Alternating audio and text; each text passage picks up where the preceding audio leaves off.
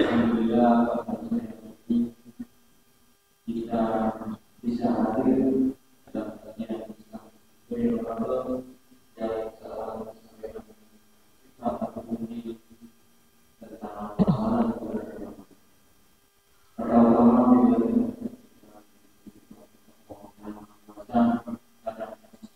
amalan dan hidayahnya kita bisa dari luar sudah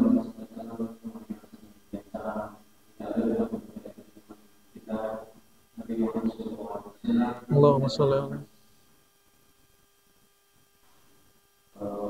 beliau kita bisa berdoa Islam yang mana beliau yang dari menuju jalan yang benar di Indonesia. Baik, langsung saja kita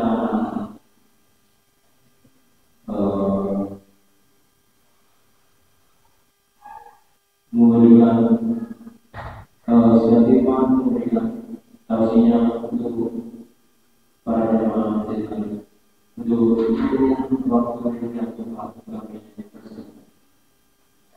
Lagi. Lagi.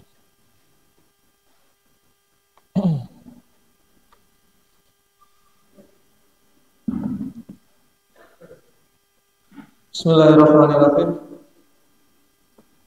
Assalamualaikum warahmatullahi wabarakatuh.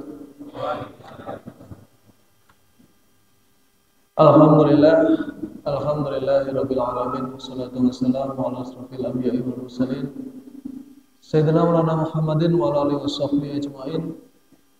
Rabbi shrah sadri wa yassir li amri wahlul 'uqdatam min lisani yafqahu qawli. Amma ba'du. Sepertinya agak kekerasan ini. Nggih.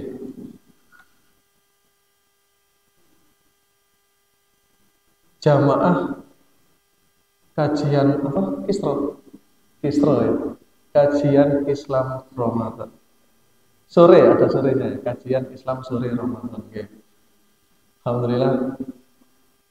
Berjumpa lagi dengan saya. Kalau yang masih ingat begini. Saya itu salah satu masjid yang saya sulit lupa itu masjid ini.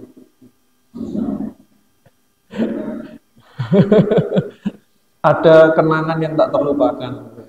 Kalau ngisi kajian di masjid sering, insya Allah sering. Cuma masjid ini satu-satunya yang moga-moga sekarang udah nggak langganan ya. Jangan dibayar pokoknya Pak.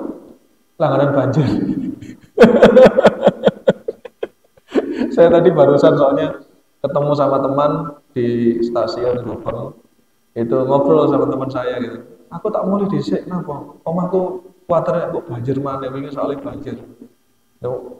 Langganan kok banjir, sekasa dibayar, gak dibayar sih dikirim. Ya, alhamdulillah. Waktu itu tahun itu saya masih ingat betul, saya harusnya sampai maghrib saja di sini gitu ya, karena isya saya masih ada amanah di tempat lain, tapi subhanallah nggak boleh pulang sama Allah itu. Habis maghrib harus lanjut sampai selesai. Sholat isya, sholat tarawih baru boleh pulang karena baru terang. Saya kebetulan waktu itu motor saya baru listrik. Wah, ini gak wani kira aku. Alhamdulillah, tapi bisa dituntun keluar aman. Akhirnya bisa pulang. Alhamdulillah. Maka saya nggak bisa lupa. Mungkin jamaah ingat saya dulu pakai video yang menunjukkan bahwa bumi, bahwa kita ini kecil, mil sama samawati wal ard gitu ya, bahwa ternyata dunia bumi itu dan hingga langit, surga itu langit dan bumi ya. Saya pakai gambaran bagaimana ternyata kita tuh di alam semesta ini sangat kecil. Nah, alhamdulillah. Kalau ada yang ingat, kalau yang nggak ingat ya nggak apa-apa. Tapi insya Allah di YouTube masih ada rekamannya. Asiknya kan begitu. Oke, Bapak Ibu sekalian, alhamdulillah perkenalkan ya. Kalau yang belum akrab atau belum kenal, saya nggak mau sok terkenal gitu ya. Cuma tadi memang saya sudah siap-siap gitu. Sudah siap-siap. Kemarin yang mau ngisi kajian sore disambut. Kira-kira saya nanti di sana disambit nggak? Soalnya di Instagram saya kan di-mention, wih, ono wali kota teko rek disambut. Sesuk aku disambut ora. Tapi disambut Mas Eko kok. Ya istimewa memang kalau memang sampai wali kota mau hadir di sini juga ya kita ini kan sebagai rakyatnya gitu kan. Oke, perkenalkan lagi ya, nama saya Irfan. Nah ini Irfan Abu Jundi, nama lengkapnya Irfan Sanyoto Roniadi. Jundi itu nama anak laki-laki saya yang pertama. Seperti biasa itu disunahkan untuk membuat nama kunyah, nama yang dinisbatkan pada anak laki-laki, maka kebetulan akhirnya saya pakai namanya Irfan Abu Jundi. Jundi artinya apa? Tentara. Nama lengkapnya anak saya Taqiyuddin Jundi Al-Fatih, orang yang fakih di agama dan tentara penakluk. Gabungan guys. Tadi ya pinter agama, ya sebagai tentara penakluk. Kalau sekarang tidak ada perang ya berarti pengemban dakwah yang gigih insya Allah. Nah, mungkin ada yang menarik tadi ya. Kalau kemarin mungkin pas kesini pekerjaan saya itu yang sampai sekarang masih gitu ya. Kalau kemarin mungkin pekerjaan komisaris Laksana Multisari itu di atas. Nah, sekarang saya taruh di bawah. Kenapa? Karena memang aktivitas saya saat ini lebih banyak jadi marbot Masjid Aqsanul Madinah Persian Mojokerto. Ini Mas Eko juga baru tahu kalau saya sekarang sudah bukan orang Banyuurip, meskipun rumah masih ada di Banyuurip Kidul, cuman saya koskan, gitu kan. Karena memang per 2022 kemarin saya tidak lagi tinggal di Surabaya karena satu dan lain hal. Salah satunya memang ibu sudah tidak nyaman setelah bapak sedo. Nah, ibu sudah nggak nyaman di situ. Ya sudah lah, akhirnya cari rumah yang nyaman juga dekat dengan pondoknya anak-anak. Nah, akhirnya terpilih Mojokerto. Nah, alhamdulillah saya di sana begitu masuk Mojokerto dapat amanah ngampu, ceritanya itu ngampu musola. Namanya musola nggih, bukan sebesar ini. Awalnya itu kecil aja, bahkan musolanya juga belum jadi. Cuma langsung dikasih 30 santri. Cuman santrinya buatan nom-nom, Pak. Santrinya usia 40, 45 sampai yang 60 ada. Gitu kan.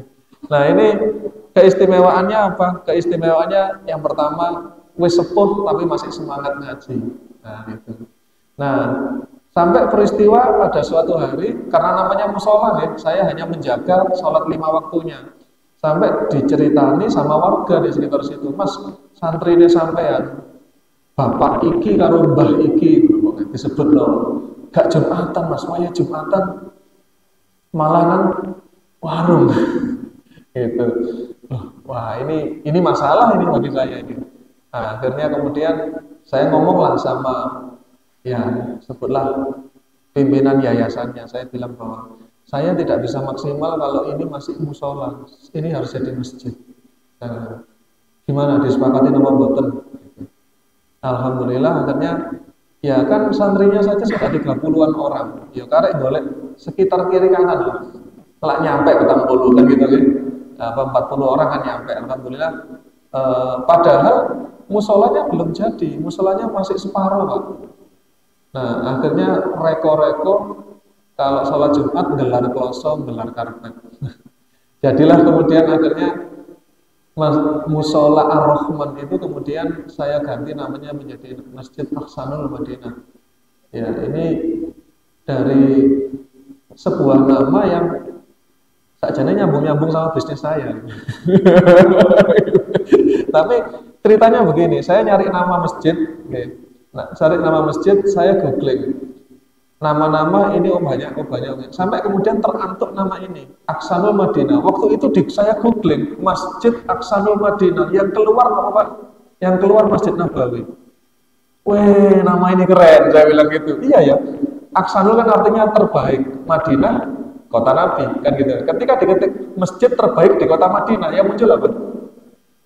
Masjid Nabawi, kan begitu. Maka karena kebetulan musolanya memang belum jadi, saya datangi lagi arsitek, tolong gambar ulang musola ini jadi masjid.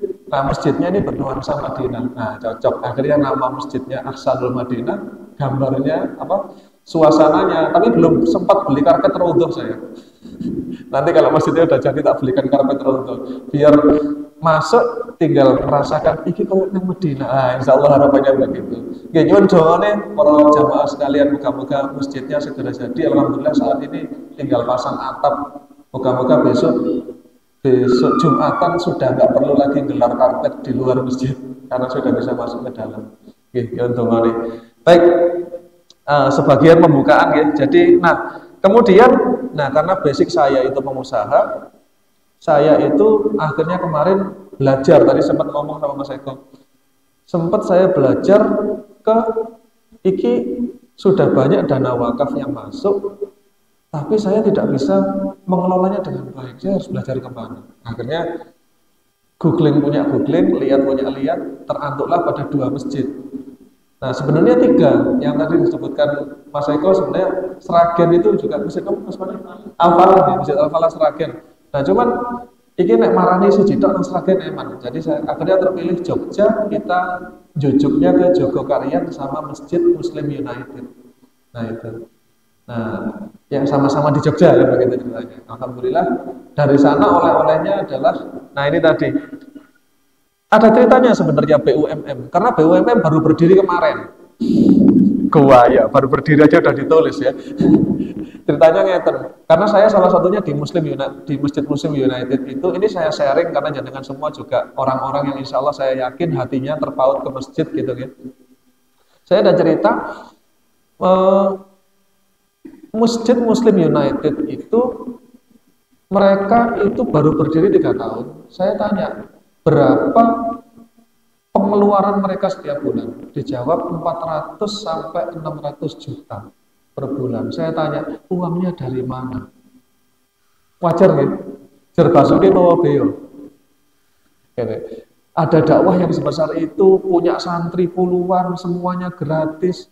Kalau datang ke situ dapat makan gratis, nginep gratis, bahkan ada gedung bioskopnya gratis. Lagi duit saya akemen gitu. Ternyata mereka kemudian cerita bahwa kami kepingin masjid itu justru bukan dimakmurkan, dalam tanda kutip dimakmurkan itu bukan duitnya masyarakat yang kemudian dikelola oleh masjid, tapi masjid ini mengelola sumbernya pribadi. Dari mana? Dari badan usaha milik masjid. Begitu.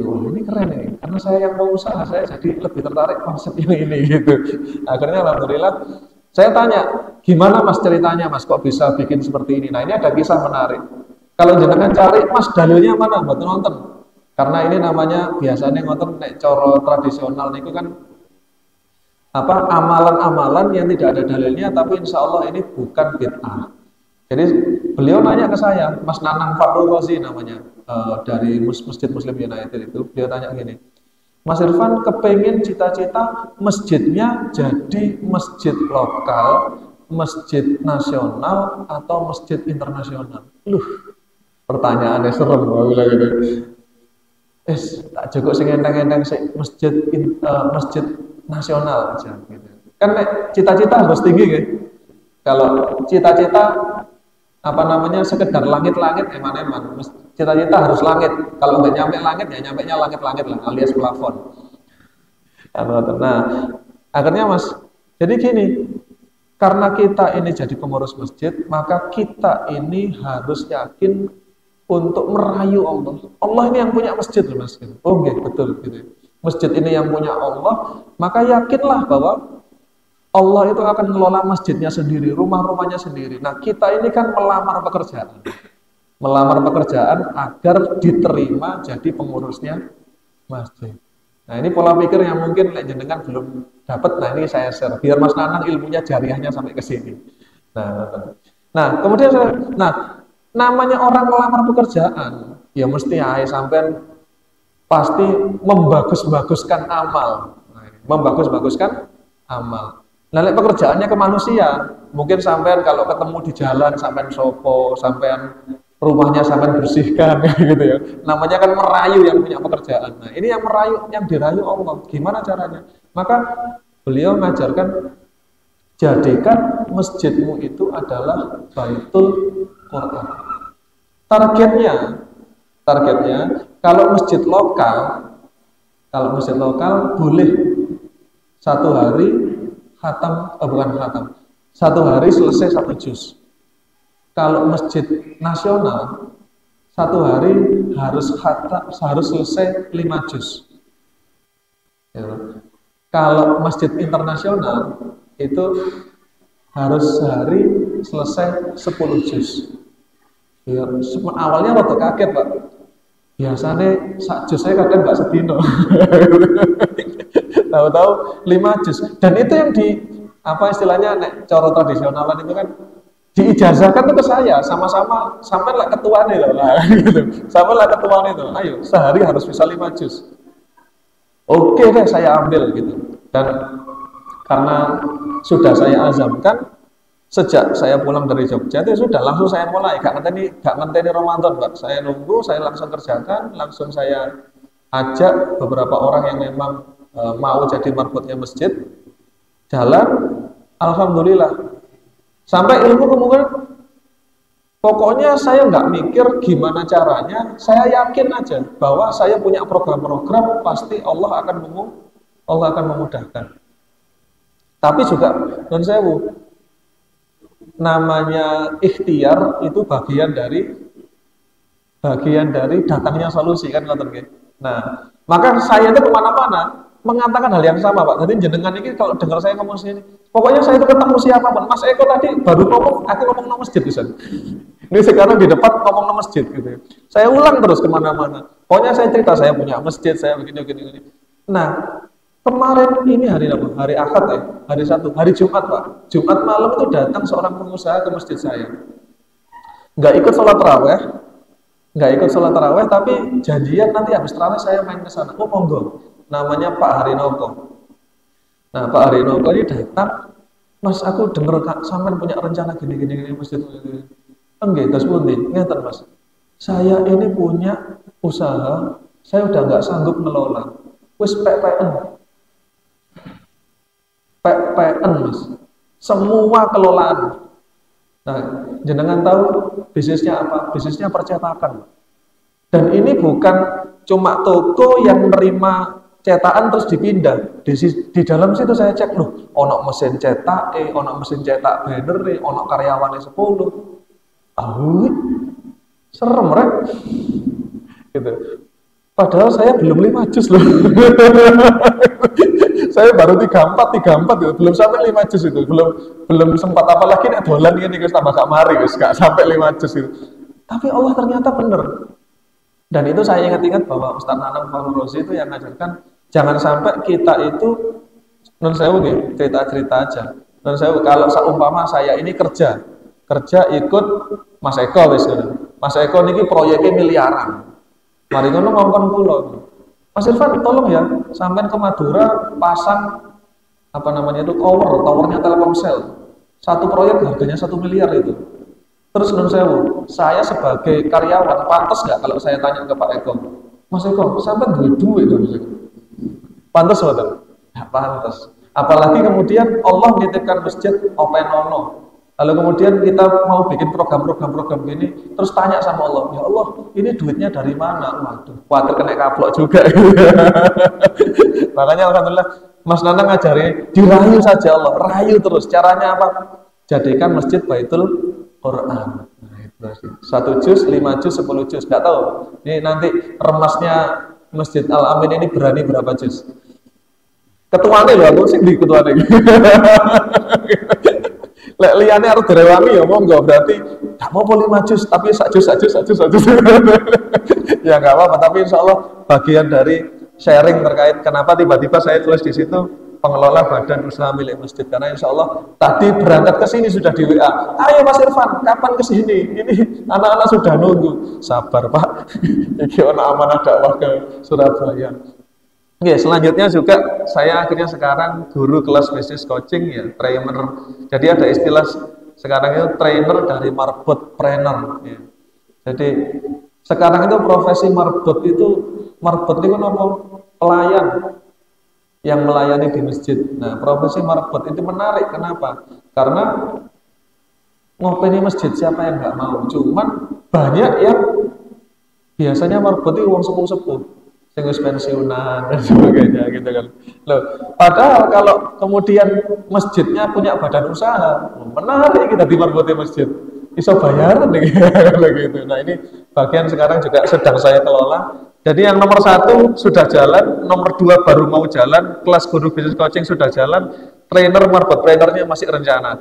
Nah yang sudah jalan dan memang sehari-hari saya nikmati komisaris dari Aksara Properti Syariah. Alhamdulillah. Perkenalan 15 menit dewe nggih. Nggih, saya lanjutkan. Moga-moga terbaca ya. Nggih. Telah datang kepada kalian Ramadan.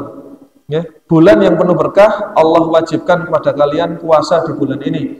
Di bulan ini akan dibukakan pintu-pintu langit dan ditutup pintu-pintu neraka. Serta setan nakal akan dibelenggu demi Allah. Di bulan ini terdapat satu malam yang lebih baik daripada 1000 bulan. Siapa yang terhalangi untuk mendulang banyaknya pahala di malam itu, berarti dia terhalangi mendapatkan kebaikan. Hadis riwayat Imam Ahmad dan Imam Nasai, disahihkan oleh Su'aib Al-Arma. Bapak Ibu sekalian, kalau kita bicara Ramadan, ya, semua mungkin insya Allah, nah ini kadang-kadang saya pernah dikritik sama guru saya, guru ngaji saya gitu. Pan, kamu kalau ngajar di masjid, jangan lagi ngomongkan puasa, jangan lagi ngomongkan a'udzubillahi minasyaitonirrajim, ya ayyuhalladzina amanu kutiba alaikumusiyam kama kutiba alal ladzina min qablikum la'allakum tattaqun. Gak usah diomongno meneh. Kenapa? Orang yang datang ke masjid dengarkan kamu ngaji itu pasti sudah puasa semua. Betul nggak, Bu? Betul ya? Iya, ojo dibalen-baleni, bosen kan itu kan.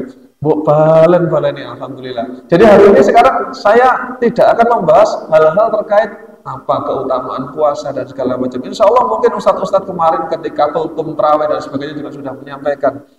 Bapak Ibu sekalian, yang ingin saya jelaskan di sini adalah kita membangun kesadaran yang pertama bahwa Ramadan ini adalah bulan diskon.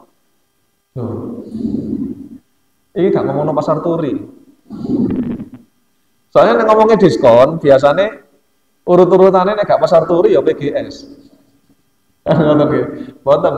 Ini kita bicara tentang pahalanya Gusti Allah dulu. Diskon besar-besaran.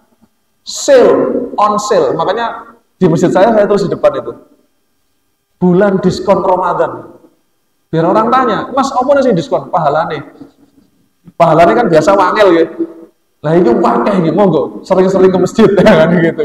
Nah, jadi coba biar kita ingat-ingat bahwa Ramadan itu bulan apa? Ramadan bulan diskon. Yang diskon apanya? Bukan cuma harga pakaian dan segala macamnya, tapi juga diskon pahala.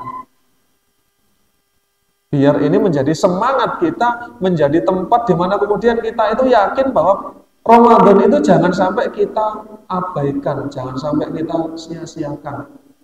Bapak Ibu sekalian, saya masih ingat tahun lalu saya itu masih berbuka puasa dan sahur bareng Bapak. Sekarang beliau sudah kabundut. Saya ingat betul Bapak saya waktu itu di bulan Ramadan seperti ini, beliau cerita ke saya dipanggil gitu, Van, wes suwe Bapak nggak pernah kurban. Piye nek sesuk besar Bapak kurban. Oke, monggo Pak. Subhanallah, ternyata keinginan kurban itu nggak kesampaian. Kenapa nggak kesampaian? Karena Bapak meninggalnya tepat di malam takbiran Idul Adha. Nggak mungkin toh Pak, terus besoknya saya kurban, nggak mungkin. Gitu, pas lagi sedih-sedihnya. Jadi Bapak itu saya done di hari Arafah. Malam itu saya masih sahur bareng Bapak. Saya berbuka, itu Bapak sudah saya makamkan. Nah ini cerita mawon, kersane tidak ada Pak. Memang kebetulan Bapak saya usianya cukup lanjut, 76 tahun dalam kondisi dadi cara Jawane ngoten kembang amben ya sudah lama karena beliau sakit stroke. Cuman ini mungkin bisa jadi pengingat bagi kita semua, jangan pernah kemudian merasa sing nom-nom itu, nggih. Sing nom-nom di sing nom-nom. Kena ngomong sonom kabeh. Sing nom-nom itu jangan umurku sik 12, umurku sik 17, umurku sik 22, umurku sik suwe. Ramadan saiki tak santai-santai dhisik. Ramadan meneh serius. Siapa yang menjamin bahwa ternyata kematian itu datang bukan karena usianya sudah sampai atau tidak, tetapi karena datangnya ajal. Ajal datang siapa yang tahu? Nggak ada yang tahu. Dan itu dan itulah nikmat yang diberikan Allah kepada kita. Kita dikasih tahu bahwa semua orang pasti mati, tapi tidak dikasih tahu kapan diberikan kematian itu. Nah, bayangkan mawon non sewu. Jenengan dijanjeni sama orang tua, kamu akan dikasih hadiah, sing nom-nom itu. Kamu dikasih hadiah bapak nanti apa? Sepeda motor. Tapi kapan? Ya pokoknya kok surprise ngono ae. Seneng nggak kira-kira bakalan dapat surprise? Seneng nek sepeda motor surprise nek mati. Kan kematian juga surprise, Pak. Mana ada yang dikasih tahu dulu. Coro sesuk mati dikandani bengi iki, Mas, sesuk sampean mati ya. Pamitan sik karo tanggane enggak ada. Semuanya pasti surprise. Nah, karena sesuatu yang surprise ini menyenangkan, maka kita juga harus menjalani hidup beribadah pada Allah, apalagi masuk pada bulan Ramadan di mana di sini nanti insya Allah moga-moga mengatasi usianya bisa ikut sama-sama iktikaf di masjid menyambut Lailatul Qadar yang dijanjikan oleh Rasulullah dalam hadis ini. Oke, selanjutnya sekarang apa yang akan kita bahas? Tadi judulnya amal-amal di bulan Ramadan. Oke. Karena saya yakin juga seperti ajarannya guru saya, ojo mbok bolan baleni. Maka saya di sini langsung saya tulis review. Berarti kalau review artinya apa? Kabeh wis ngerti. Cuma saiki dielingno malih. Mbok menawa ada yang lupa. Nggih. Jadi reviewnya apa? Reviewnya sederhana.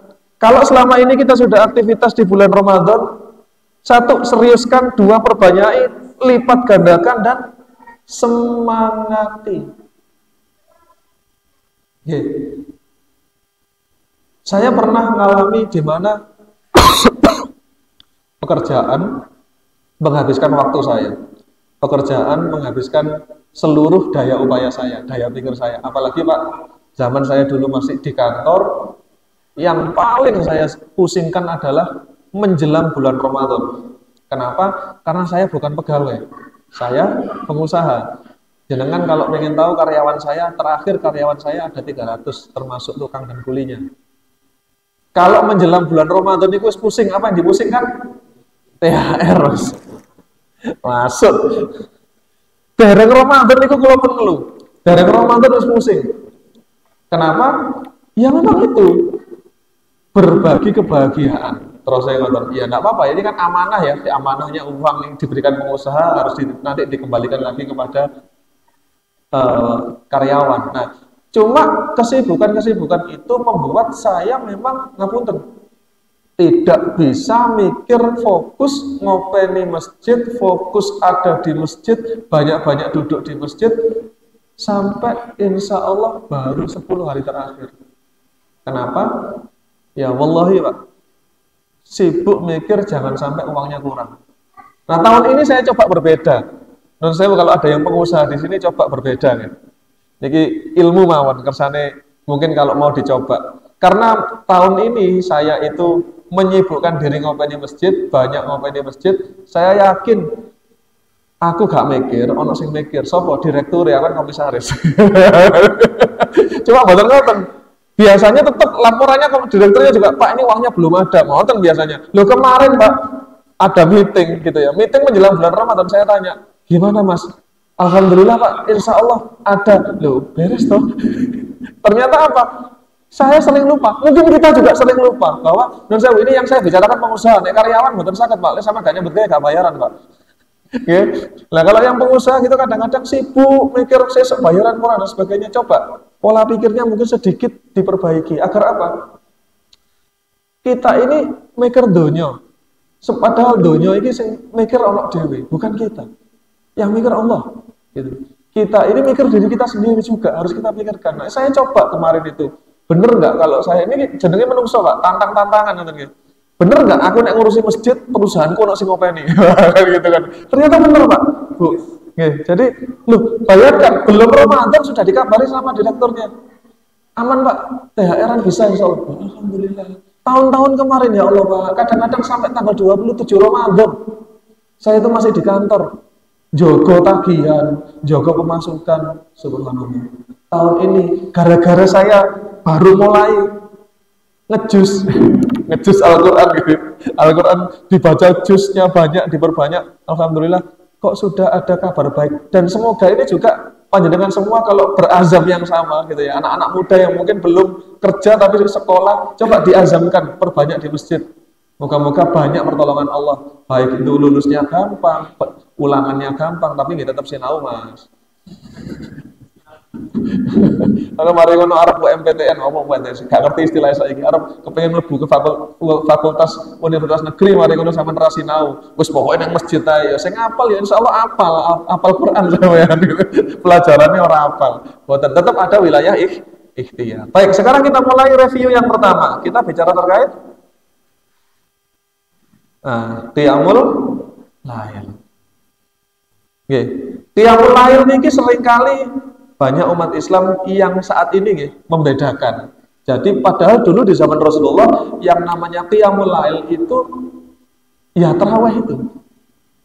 Ini sedikit saya share karena beberapa waktu lalu, kalau nggak salah 2 tahun yang lalu, saya pernah membuat semacam karya tulis terkait sejarah tarawih dan kemudian bagaimana 4 imam madzhab itu menuliskan tentang tarawih.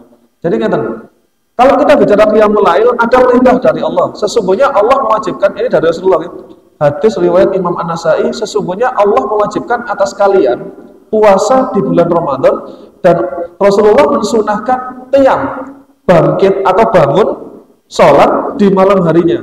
Dan barang siapa yang berpuasa dan melakukan qiyam karena mengharap ridha dari Allah, maka keluarlah dosanya sebagaimana seperti saat ia baru dilahirkan dari kandungan ibunya. Nah ternyata kalau tadi di depan biasanya yang sering kita dengarkan ini man shoma ramadhana imanan wahtisaban, apal kabeh. Barang siapa berpuasa di bulan Ramadan dengan keimanan dan keyakinan, maka Allah akan menghapuskan dosa-dosanya yang telah lalu. Ternyata ada dalil yang lain terkait qiyamul lail. Seringkali soalnya ngeten, wong traweh niku lho sunah. Sing pentingan poso, leres. Sampai gak poso traweh ya tambah salah, Pak. Nah, tapi ternyata ada dalil yang lain yang disampaikan oleh Rasulullah terkait ternyata Rasulullah pernah juga menyampaikan bahwa puasa Ramadan dan qiyamul lail atau salat tarawih itu menjadi satu redaksi untuk menyatakan bahwa menghapus dosa-dosa kita yang masa lalu sampai kemudian kita bisa kembali fitri seperti seorang bayi yang baru dilahirkan dari kandungan ibunya. Nah, sekarang saya ingin ceritakan bagaimana dulu Rasulullah dan para sahabat begitu serius melaksanakan sholat tarawih. Bapak Ibu saya tanya, Rasulullah sholat tarawih berapa rakaat? Berapa rakaat? 11. Ada yang kurang? Ada. Jadi kalau kita baca hadisnya di sini ya. Nah, dari sahabat, waduh cuwilik ya. Tak wacane nang kene.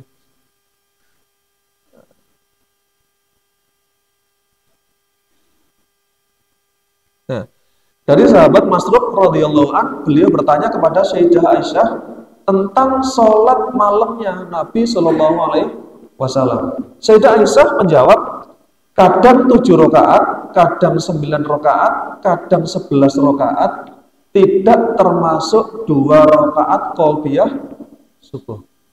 Nah, Bapak Ibu sekalian, artinya apa? Kalau panjenengan semua ini, saya tahu kemarin sudah pernah sholat di sini, berarti kita 8 rakaat ditambah 3 witir, nonton ya sholat tarawihnya. Ya, kita mengambil hadis dari Aisyah ini bagus, Pak. Cuman saya ingin jelaskan dulu betapa seriusnya Rasulullah dan para sahabat dulu melaksanakan sholat tarawih. Jadi dulu di zaman Rasulullah belum ada istilah sholat tarawih, yang ada istilahnya apa? Sholat qiyamul lail. Nah dulu para sahabat itu tidak berjamaah, Pak.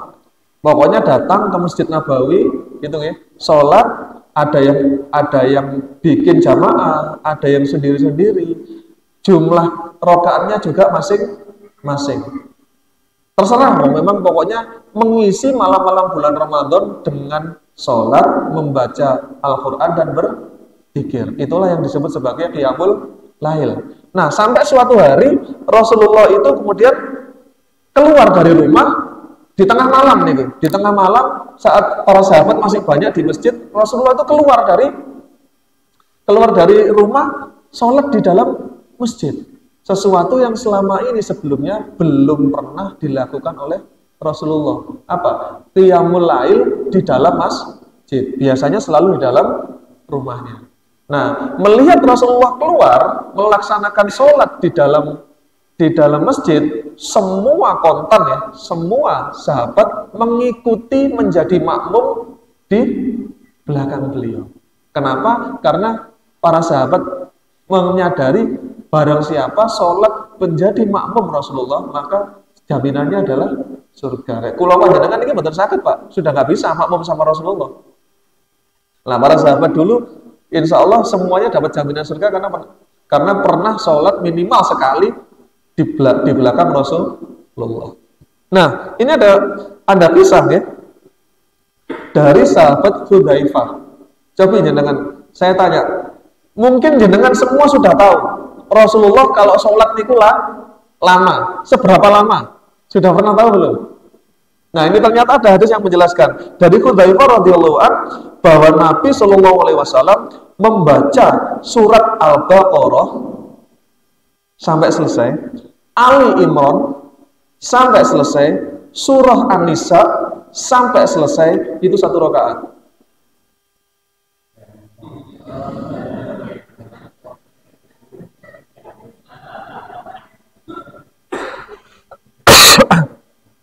Kira-kira nanti mereka penumpangnya buyar gitu ya.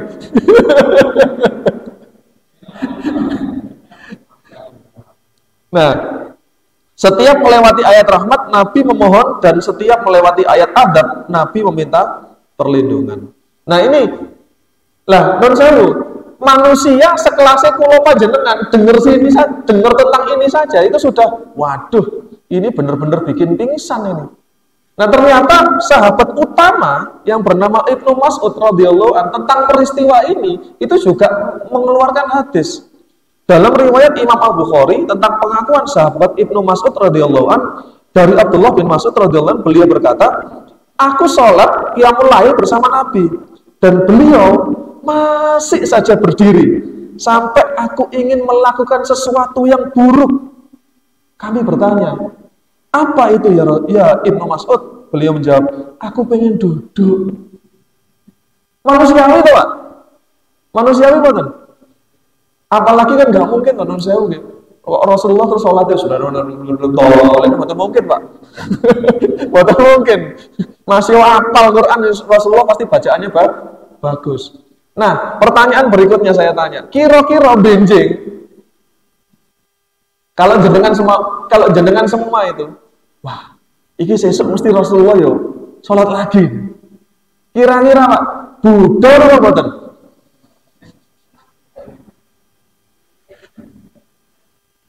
Gak budal lho, podo berarti. Manusiawi sik mikir meneh iki sik nyambut gawe, meneh sik macul kan gitu kan. Tapi ternyata para sahabat kemudian besoknya apa yang mereka lakukan? Besok mereka ketika waktunya malam-malam di bulan Ramadan, mereka berangkat ke masjid bawa sangu, Pak. Bontot, Bu. Bontot apa? Kurma, boten. Minum, boten. Para sahabat bontot, ada yang bawa tali, ada yang bawa tombak. Duh, arep digawe perang kok piye? Boten. Yang bawa tali, talinya diikatkan di tiang masjid. Taleni, cek kuat ngadeg. Sampai contoh sakit nih, nek qiyamul temriki qiyamul lail wonten mboten temriki. Satu juz paling-paling 8 rakaat gitu ya. Taleni cek kuat. Yang bawa tombak juga begitu. Tombak sing biar kuat berdiri. Tapi ternyata Rasulullah nggak kembali ke masjid. penonton kecewa. Oke. Kemudian akhirnya besok ditanya, ya Rasulullah kenapa nggak kembali ke masjid? Jawabannya Rasulullah, aku khawatir kalian nanti menganggap qiyamul lail ini wajib. Maka Rasulullah kepingin menunjukkan, ya sekali-sekali aku sholat, sekali-sekali aku tidak. Bahwa itu artinya sunnah. Nah, Bapak Ibu di sini kita lihat dan bagaimana Rasulullah dan para sahabat dulu itu begitu seriusnya kalau urusan menghidupkan malam-malam di bulan Ramadan. Nah, kita ini semua sakjane sudah dimudahkan. Siapa yang memudahkan? Amirul Mukminin Umar bin Khattab. Jadi zaman Rasulullah seperti itu, zaman Khalifah Abu Bakar masih seperti itu, masih sama. Nah, di zaman Umar bin Khattab itulah kemudian muncul istilah tarawih. Dari yaurihu, artinya banyak istirahat. Jadi di zaman Umar bin Khattab itu, karena umat juga sudah semakin banyak, mentalnya juga nggak sama, banyak yang nggak menangi ketemu Rasulullah di zaman Umar bin Khattab itu, maka orang-orang ini harus tetap semangat sholat tarawih. Maka diatur, diberitahu imamnya, kalau baca Quran jangan panjang-panjang, 1 rakaat cukup 5-6 ayat saja. Ngoten, Pak. Cuma Umar bin Khattab menambah jumlah rakaatnya jadi 20. Dari sini kemudian Imam Syafi'i itu membuat aturan, kalau sholat tarawih itu 8 rakaat, bacaannya harus cukup panjang. Okay? Kalau bacaannya pendek, tambah ono rakaatnya jadi 20. Kalau saya sini yakin lah 8 rakaat cukup panjang. Nggak panjang-panjang amat gitu. Tapi insya Allah selesainya jam 8 lah. Tapi insya Allah tetap Pak, tetap sesuai sunnah. Yang saya itu nggak suka kalau sholatnya 8 rakaat sing diwaca kalkul.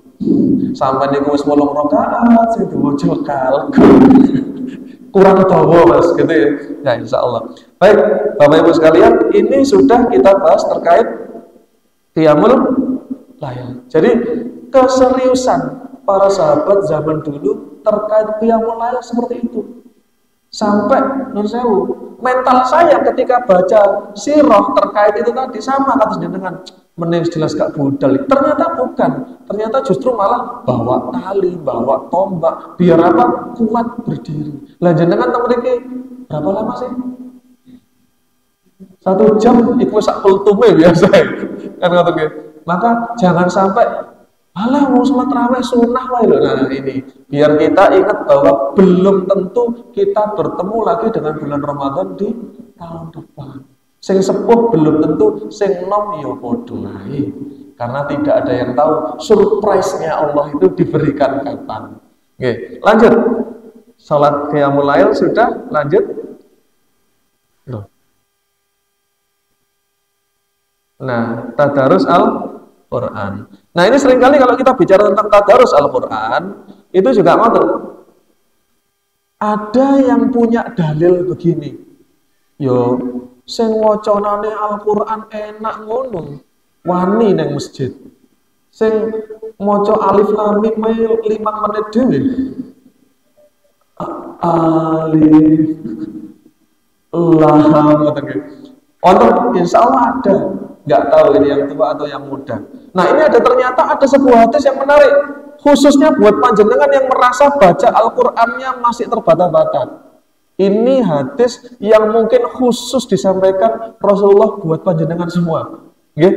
Barang siapa membaca 1 huruf dari Al-Qur'an, maka baginya 1 kebaikan, dan 1 kebaikan sama dengan 10 pahala. Nah, aku tidak mengatakan alif lam mim itu 1 huruf. Alif itu 1 huruf, lam itu 1 huruf, mim juga 1 huruf. Selanjutnya, Aisyah radhiyallahu anha meriwayatkan bahwa Rasulullah SAW bersabda, seseorang yang lancar membaca Al-Quran akan bersama para malaikat yang mulia dan senantiasa selalu taat kepada Allah. Nah, ini yang lancar membaca Quran terus mari ngono, jangan kemudian berhenti atau khawatir dibilang ujub. Maca Quran kok enak dirungono ngomong sungkan. Lho malah salah. Baca Al-Quran yang baik pakai speaker boleh. Kalau diizinkan sama Pak Tamirnya.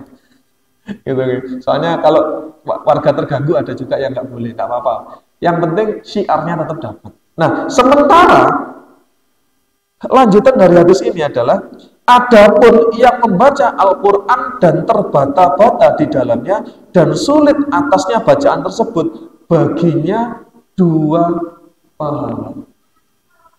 Ya. Jadi tadarus ini bukan khusus yang bacaannya lancar. Tadarus juga bukan khusus yang makhrajnya sudah benar sendiri. Nek makhrajnya sih kadang-kadang salah, gak wani, mboten.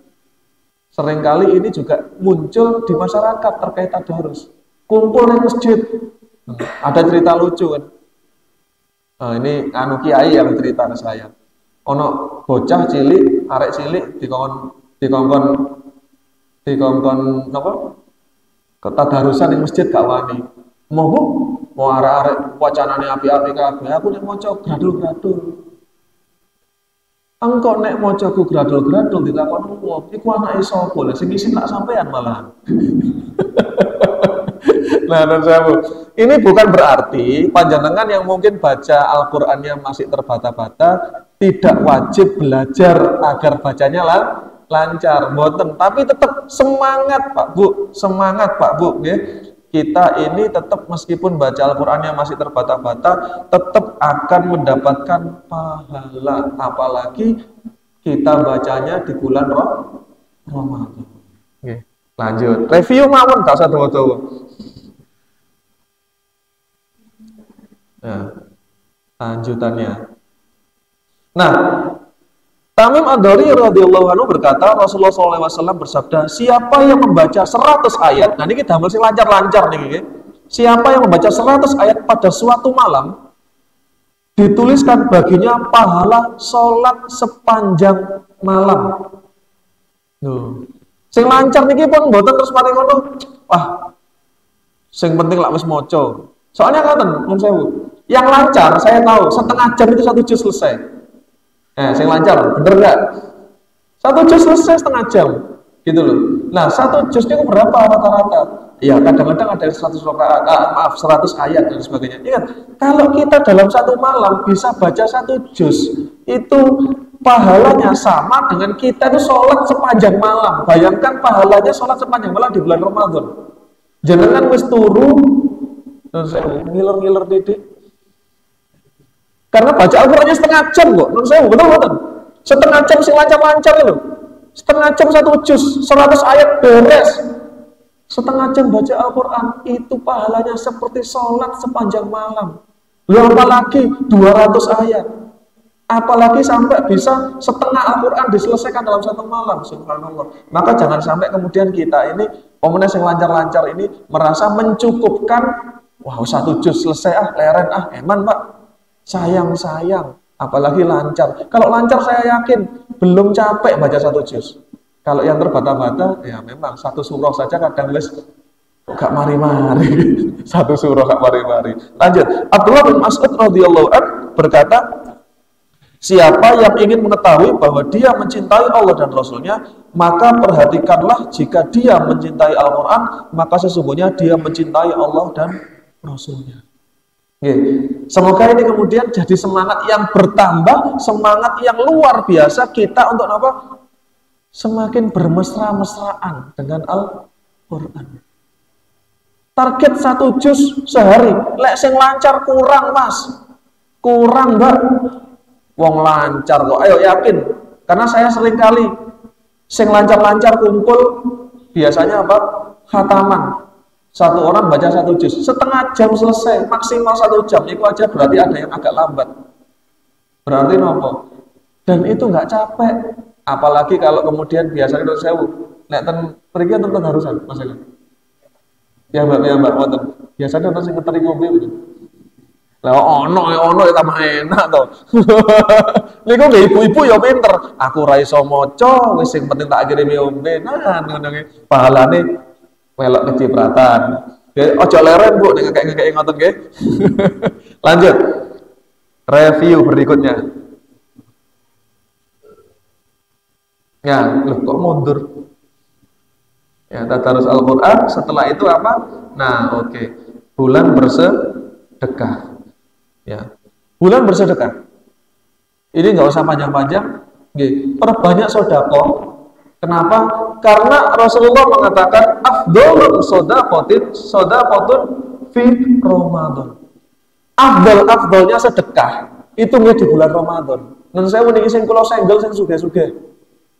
Sing biasanya 15 juta, 20 juta. Wah, ini kalau iso langsung 100 juta. Mumpung Ramadan. Nah, sing biasanya 1000 ya ditambahi 2000. Sing biasanya 2000 tambahi 10.000. Ngoten mawon. Kenapa? Afdol. Apalagi kalau sampai yang bilang afdol itu Rasulullah. Lanjut, di sini juga ada terkait sedekah apa? Memberikan makan berbuka puasa. Nah, niki satu-satunya cara yang paling gampang sampean puasanya dalam sehari bisa dapat puasa lebih dari satu. Caranya, ya ibu-ibu niki mirengaken Ibu.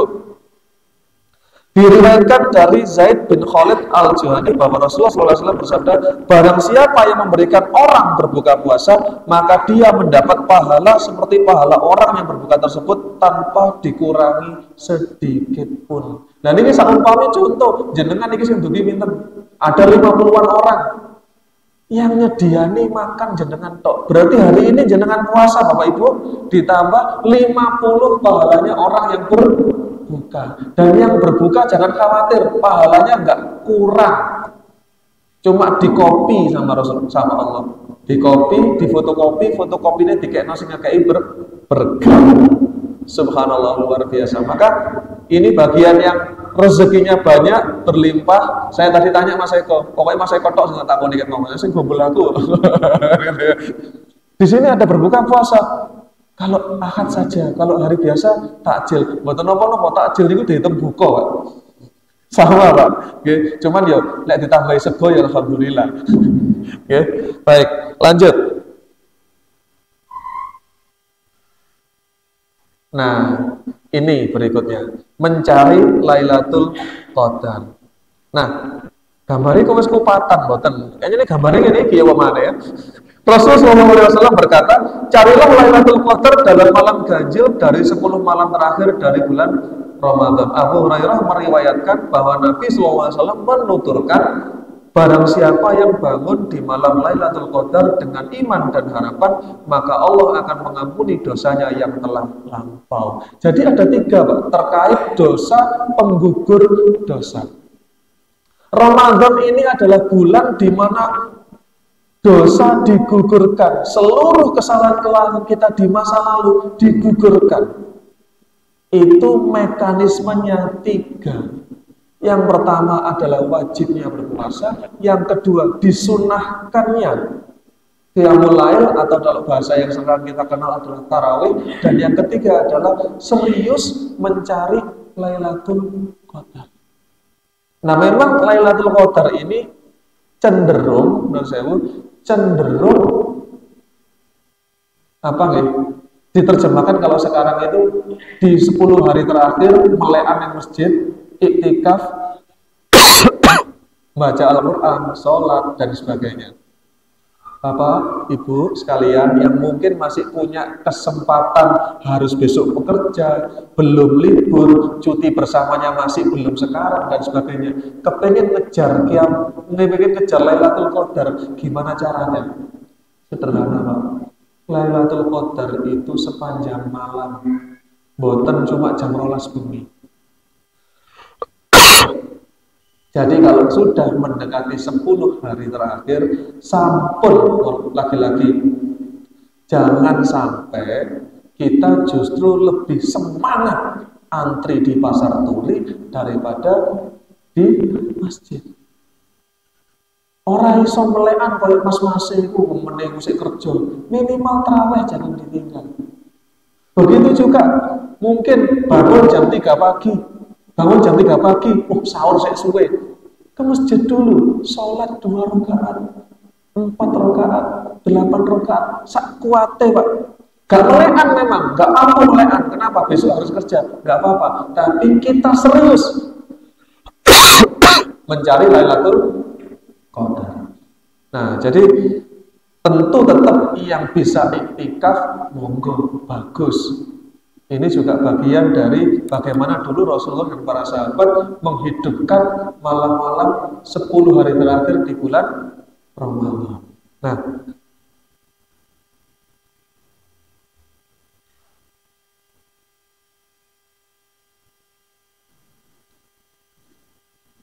lanjut ya. Loh, kok mundur? Nah, sekarang terakhir. Sebelum kita bahas tentang dosa, kalau tadi kita bahas tentang pahala. Bapak Ibu sekalian, bagaimana amalan Ramadan Rasul dan sahabat? Tadi sudah saya sampaikan betapa seriusnya Rasul dan para sahabat itu melaksanakan qiyamul lail. Mungkin non sewu, kalau mengatakan saya ingatkan gitu, mungkin ada di kepala kita ini gini, yo enak Rasul karo para sahabat biar begini melekan, isu sok turu, awalnya turu, non sewu Pak, itu nggak ada di level di kamusnya Rasul dan para sahabat. Kenapa? Justru kita lihat di masa Nabi Shallallahu Alaihi Wasallam terjadi dua peristiwa besar. Apa itu? Perang Badar al-Kubra dan Fathul Mekah. Dua-duanya niki perang Pak, dan perangnya dilaksanakan pada bulan Ramadan. Nah, kalau kita ini gak perang, cuma nyambut gawe, wis kalian sambat. Koyoke kok gak pantes diarani serius semangat meniru Rasulullah dan para sahabat. Ya. Maka jangan sampai kemudian kita itu dengar tadi itu masih ono batin dalam hati ini. Yo iya tak, zaman biyen nyambut gawe ini tinggal turu, boten Bapak Ibu. Sama, bahkan para sahabat dulu perang itu seperti perang tenanan, apalagi kalau kita bicara perang Badar al-Kubra, itu kondisi perang di mana para sahabat sesungguhnya tidak siap perang, hanya membawa 313 tentara, hanya membawa 2 ekor kuda dan sekitar 40 unta. Nggak siap perang, Pak. Sementara dari pihak Quraisy ada 1.000 atau 2.000 pasukan. 300 lawan 1.000, Pak, 1 banding 3. Alhamdulillah Allah memberikan pertolongan, menang. Nah, inilah keutamaan kita disampaikan, saya nyampaikan begini agar jangan sampai ada dalil dalam diri kita, gitu kan. Rasulullah dan para sahabat dulu itu malam itu semangat, di siang hari juga tetap bersemangat. Nah, kita ini sudah tarawihnya pendek, qiyamul lailnya pendek juga, besok paginya nyambut gawe alas-alasan sambat ngantuk. Nah, ini kurang pas. Jadi tetap semangat mencari rezeki, semangat mencari nafkah, semangat bekerja, semangat belajar buat adik-adik. Tetapi juga malam-malamnya tetap kita semangat mengisinya dengan qiyamul lail maupun tadarus. Oke, lanjut. Nah, sekarang yang menarik. Bapak Ibu sekalian, tadi berulang-ulang saya sampaikan, puasa bulan Ramadan itu menghapuskan seluruh dosa. Wis iki dalil ini ya apel. Orang Rasulullah SAW man shoma ramadhana imanan wahtisaban ghufira lahu ma taqaddama min dhanbihi. Apalah. Rasulullah SAW bersabda, barang siapa berpuasa di bulan Ramadan dengan penuh keimanan dan pengharapan, maka akan diampuni semua dosa-dosanya yang telah lampau. Bapak Ibu sekalian, para ulama ketika membahas terkait sebuah dalil yang artinya umum, ini berhati-hati. Nah, kehati-hatian para ulama ini saya sampaikan ke jenengan semua, biar jenengan semua dapat ilmunya juga. Di sini Rasulullah menggunakan lafaz ma. Man shoma ramadhana. Ma ini bersifat umum. Artinya, non sewu, contoh nih, contoh. Pak Takmir, maksudnya Ketua Takmir, Pak Haji Munjali. Contoh nih, Pak Haji Munjali bikin pengumuman. Sing sholat traweh sesuk kabeh oleh THR. Contoh niki engko mari kono krungu sak kampung teko kabeh. Niki contoh. Ngoten nggih. Kalimat ini tidak ada kalimat khususnya. Berarti apa? Artinya semua yang sholat tarawih dapat THR. Tapi ketika Haji Mujali ngomong kecuali, wah, kalau ada kecualinya berarti apa?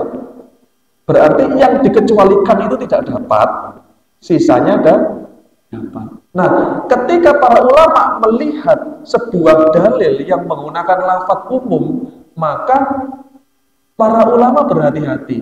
Pertanyaan besarnya adalah dihapuskan seluruh dosa. Benar nggak bahwa puasa Qiyam Ramadan mencari Lailatul Qadar itu benar-benar menghapus seluruh tipe dosa? Karena dalam kajian fikih dosa itu banyak. Nanti saya jelaskan. Nah, kenapa begitu? Karena ada sebuah kaidah usul fikih, ya. Ada kaidah usul fikih, dalilul am yabqa fi umumihi malam yuriddu dalilul taksisi. Dalil yang umum tetap berada pada keumumannya selama tidak ada dalil yang mengkhususkan. Kalimat Pak Haji tadi, kalau tidak ada kalimat kecuali, berarti ya semua wis. Masih sing cilik-cilik ya oleh. Mari kalau ternyata kecuali sing arek cilik-cilik, wah. Kecuali yang belum cukup umur, wah. Kecuali sing wis tuwek-tuwek, waduh, kok kecuali kan? Karena saya gembira. Nah, kalimat ini juga begitu. Para ulama benar-benar mencari, gitu kan? Apakah ada dalil yang mengkhususkan dari dalil umum ini? Kalau tidak ada, kabar baik, Pak. Bayangkan, berarti panjenengan semua kalau sudah puasa, sudah tarawih, insya Allah serius mencari Lailatul Qadar, berarti seluruh dosa kita diampuni. Artinya apa? Begitu masuk 1 Syawal, bersih seperti bayi yang baru lahir. Tanggal 2 Syawal, siap bikin dosa lagi. Biasanya lah ngoten. Wong gak sampai tanggal loro biasanya. Wayahe unjung-unjung wis rasan-rasan tanggane. Mulai mana ya apa? Target dihapuskan seluruh dosanya. Nah, ternyata benar. Nah, ini buatan enak kan ini. Ternyata benar, ya. Ya. Jadi ternyata benar tidak semua dosa itu dihapuskan karena kita berpuasa. Oke, sebelum saya bahas kayak itu, saya bahas dulu. Mas, tadi ada tipe dosa. Tipe dosa itu ada berapa? Ada 3. Yang pertama, kok rono mana? Yang pertama adalah dosa karena kesalahan diri sendiri. Oh, wajar. Kita yang melakukan kesalahan, kita bermaksiat dapat dosa. Yang kedua, yang kedua dan yang ketiga ini repot. Kenapa? Karena yang kedua dan yang ketiga inilah yang ditaksis, yang dikhususkan oleh Rasulullah. Dosa yang kedua adalah dosa karena kesalahan pada orang lain. Kalau yang pertama, jenengan nom sewu, bermaksiat. Bermaksiat saya ngasih contoh. Pokoknya jenengan bermaksiat secara pribadi, bagaimana menggugurkannya? Istighfar, taubat, sakit. Tapi dosa yang kedua dan yang ketiga ini tidak bisa istighfar, tidak bisa ditaubati. Nah, yang kedua apa? Dosa karena kesalahan pada orang lain. Dan yang ketiga dosa karena kesalahan orang lain. Yang ketiga ini buatan sakit kula bahas. Karena ini membahas tentang fardu kifayah. Kedawan Pak, waktunya kurang 15 menit. Kalau pengen tahu diundang malih mawon. Saya bahas dulu dosa yang kedua.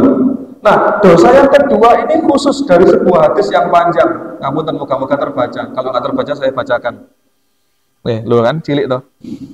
Nggih.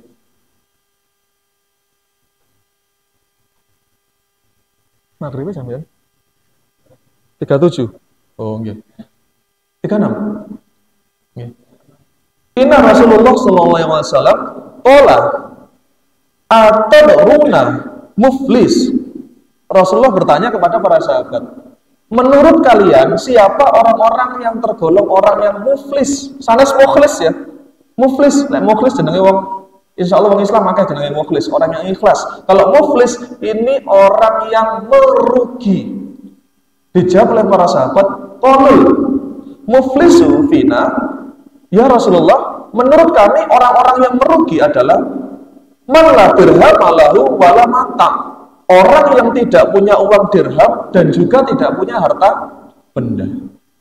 Maklum, para sahabat, para pedagang.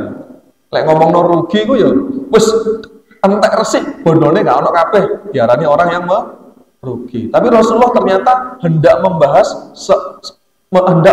orang yang nanti rugi di akhirat. Kemudian Rasulullah menjelaskan, faqala innal muflisa min ummati, orang-orang yang merugi dari umatku adalah ya'ti yaumal qiyamati bisolatin wasiyamin wazakatin.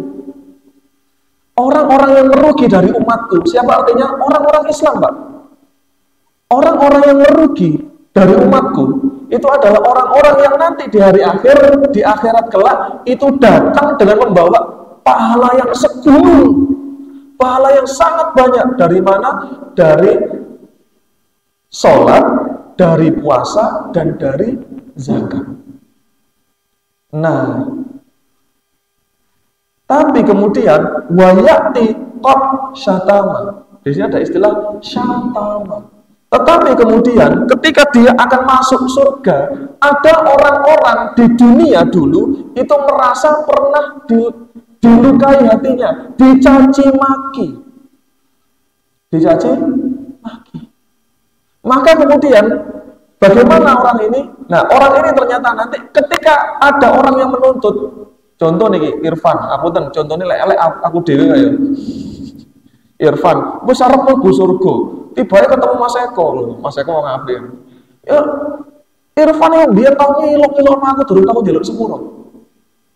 Nah, gimana kira-kira nanti di akhirat? Di akhirat nggak bisa, Pak. Gimana? Salaman? Nol, gak iso, Pak. Lek saiki nang donya sampean seiso halal bihalal. Di akhirat kelak nggak bisa. Apa yang dilakukan? Pahalanya diambil, diserahkan kepada orang yang merasa didolimi. Begitu seterusnya sampai orang yang merasa didolimi habis. Selesai? Belum. Dilanjutkan. Ya. Wa akalamala hadza. Akalamala hadza, makan harta yang tidak hak. Utang gak bayar. Korupsi, makan hartanya rakyat. Dan segala macamnya. Ngapunten Pak. Nek utang gak bayar sing nagih wong siji. Nun sewu contoh nih, tak kayak contoh tapi yakin gak ono wong. Contoh, ternyata Bupati Surabaya korupsi. Nggak ada kan Bupati Surabaya? Kayak contoh sih nggak ono ae. Ternyata Bupati Surabaya korupsi. Non sewu, ketika Pak Bupati Surabaya ini itu nanti mau masuk surga karena pahalanya banyak, sudah haji berkali-kali bahkan. Mari ngono, siapa yang komplain? Jenengan semua yang orang Surabaya ini. Kenapa kok bisa tahu? Ya karena nanti di akhirat kelak sudah ditunjukkan bahwa oh ternyata dulu ketika menjabat Pak Bupati ini korupsi. Maka yang komplain bukan cuma satu orang, Pak. Wong sak Surabaya komplain kabeh. Ya Allah, jangan masukkan Pak Bupati ke surga. Dia memakan harta kami, ya Allah. Maka coba jumlahnya orang Surabaya berapa? Taruhlah 30 juta, 50 juta. Maka pahalanya Pak Bupati Surabaya yang korupsi ini didorong ke jenengan semua. Nek sik cukup. Nek kurang. Dosa-dosa jenengan diambil, diberikan ke Pak Bupati. Iki level Bupati, Pak. Nah, level gubernur. Makanya tadi pejabat itu hati-hati, Pak, ojo royokan. Soalnya kadang-kadang orang tadi pejabat royokan, subhanallah, durung tahu sinau ngaji gini-gini. Masih ada lagi. Wasafaka hadza. Orang yang pernah menumpahkan darah alias membunuh. Orang yang membunuh, Pak, ngapunten. dua dosa yang dikatakan oleh Allah dalam Al-Quran itu hum fiha khalidun, selamanya masuk neraka, itu dua. Satu, ngapunten pengingat, biasanya tulisannya ke masjid. Wayai adzan soalnya. Nah, biasanya orang yang membunuh itu kalau di dunia dia diwajibkan hukuman qisas dari surat Al-Baqarah ayat 178. Ya ayyuhalladzina amanu kutiba alaikumul qisas fil qatl. Persis ayatnya seperti ayat puasa. Kutiba, diwajibkan atas kamu perintah qisas. Qisas itu apa? Yang setimpal. Jadi kalau membunuh orang, hukumannya apa? Bunuh juga. Qisas juga berarti yang lain. Contoh, menghilangkan satu mata, berarti juga harus dihilangkan satu matanya. Atau kalau keluarganya atau yang dilukai itu memaafkan, harus bayar diyat. Nah, diyat itu kalau mata itu berarti setengah diyat. Menurut para ulama, setengah diyat itu harganya 1.000 dinar. 1.000 dinar. Nah, kalau di dunia pernah menjatuhkan, menumpahkan darah, melukai sampai cacat dan sebagainya, tidak pernah mengalami dihukum qisas di akhirat kelak, itu peristiwanya sama, harus berbagi pahala. Kalau pahalanya sudah habis, dosanya orang itu ditransfer ke kita. Malah kemudian tsumma tariqa finnar. Kemudian akhirnya karena pahalanya habis, kemudian masih ditambah dosa orang-orang yang pernah dizalimi, orang-orang yang pernah hartanya dimakan dengan tidak hak, orang-orang yang pernah dibunuh ataupun dilukai sampai terluka, sampai cacat dan sebagainya, menyebabkan kita masuk neraka. Makanya ngapunten, ini waktunya kurang sedikit, saya mengingatkan, biasanya warga Surabaya niku jarang-jarang wong asli Surabaya nek riyadin mudik. Terus nek mudik riyoyoane, nomor riyoyoan, maaf-maafane nang desa. Sampeyan gawe dosa nang Surabaya, maaf-maafane nang Mojokerto. Tonggomu sing mbok ilok-ilok nang bendina. Ora mbok jaluki sepuro, tapi njaluk sepuro nang konggo nang omah kono sing gombol wae ora tau. Ngapunten Pak, kebalik Pak. Niki saya luruskan. Jadi jangan sampai nanti pulangnya wis kelewat ke seminggu mari riyoyo arep salaman karo tangga sungkan, riyoyo wis mari wis suwe. Kebalik, Pak. Pertama, tidak ada perintah harus minta maaf nunggu Idul Fitri. Maka sekarang saya nek ketok niki, waduh aku iki mari ngilokno Mas iki ndang njaluk sepuro, mumpung dorong ketemu nang akhirat, akhirnya tagih-tagihan pahala dan dosa. Nah, dari sinilah kemudian sebenarnya muncul syariat ketika kita itu menjelang bulan Ramadan itu kita dianjurkan, apalagi nanti setelah masuk satu Syawal kita juga dianjurkan untuk saling memaafkan. Agar apa? Dosa yang kedua ini juga ikut hilang, terhapuskan. Loh, masih kurang siji. Dosa karena kesalahan orang lain, nggih, liya dina nek diundang malih. Nggih, sampun cekap insyaallah. Kalau masih ada waktu, monggo kalau ada yang ditanyakan saya silakan kembali ke Mas Eko. Assalamualaikum warahmatullahi wabarakatuh.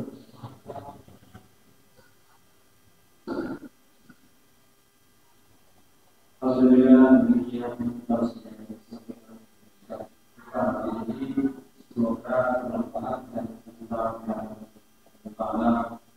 amin.